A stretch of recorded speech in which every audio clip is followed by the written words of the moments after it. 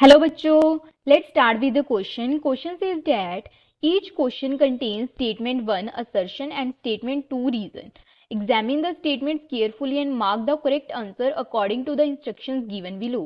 Question क्या कह रहा है हमारे पास स्टेटमेंट 1 असर्शन एंड स्टेटमेंट 2 क्या है रीजन है। तो हमें क्या बताना है यहाँ पे करेक्ट आंसर बताना है क्या होगा अकॉर्डिंग टू इंस्ट्रक्शंस है यहाँ पे कि ऑप्शन ए होगा if both statements are true and statement 2 is the correct explanation of statement 1 की अगर दोनों स्टेटमेंट ट्रू है और स्टेटमेंट 2 है वो क्या है करेक्ट एक्सप्लेनेशन है स्टेटमेंट 1 का।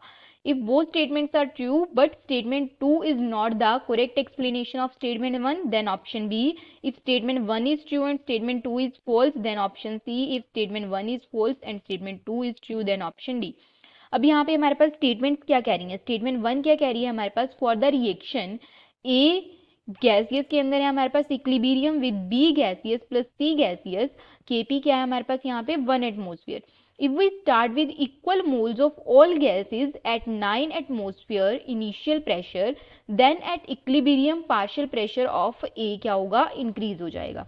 रिएक्शन रीजन क्या है इसका क्या दे रहे हैं reaction quotient QP is greater than KP, hence the equilibrium है वो क्या होगा शिफ्ट इन बैकवर्ड डायरेक्शन जिसकी वजह से हमारे पास क्या होगा इक्विलिब्रियम प्रेशर के ऊपर मोल्स ऑफ ए इंक्रीज हो जाएंगे। ये दोनों स्टेटमेंट कह रही है हमें ये बताना है कि ये करेक्ट है या नहीं। तो की कंसेप्ट क्या यूज होगा हमारे पास यहाँ पे की कॉन्सेप्ट यूज होगा की कंसेप्ट रिएक्शन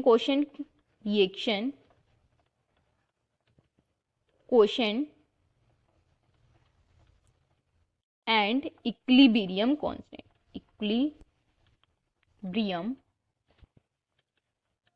कांस्टेंट।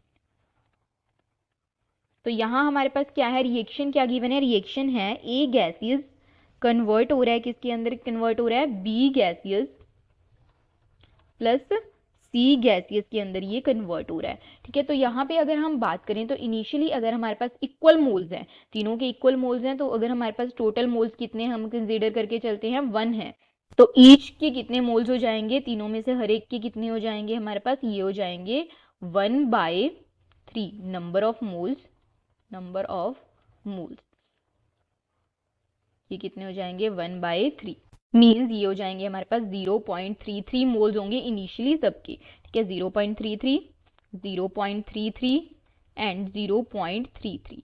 ठीक है तो अगर अब बात करें हम किसकी पार्शियल प्रेशर की तो पार्शियल प्रेशर क्या हो जाएगा हमारे पास यहाँ पे नंबर ऑफ मोल्स है और टोटल प्रेशर हमारे पास कितना है टोटल प्रेशर है 9 टोटल प्रेशर क्या है 9। तो partial pressure of A partial pressure of B equal होगा इनिशियली तो पार्शियल प्रेशर ऑफ सी कितना होगा ये होगा हमारे पास क्योंकि नंबर ऑफ मोल्स सेम है और टोटल प्रेशर सेम है ये होगा number of moles into total pressure तो ये कितना हो जाएगा हमारे पास 3 एटमोस्फियर।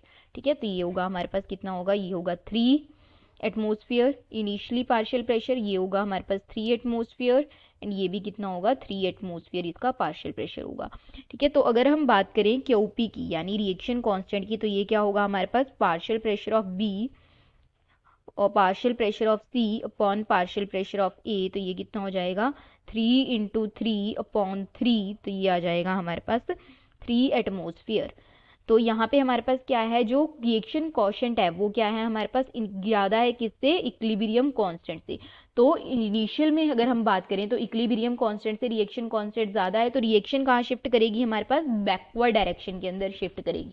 ठीक है तो यहाँ रिएक्शन बैकवर्ड में शिफ्ट करेगी तो यहाँ पे क्या होगा हमारे पास अगर रिएक्शन बैकवर्ड डायरेक्शन के अंदर शिफ्ट करेगी तो इक्विलिब्रियम के ऊपर क्या होगा जो नंबर ऑफ मोल्स हैं वो क्या हो जाएंगे ए के इंक्रीज हो जाएंगे। ओके ठीक है तो हमारे पास क्या है यहाँ पे यही कह रहा है कि इक्विलिब्रियम पे क्या होगा partial pressure of A increase हो जाएगा क्योंकि नंबर ऑफ मोल्स ए के इंक्रीज हो जाएंगे।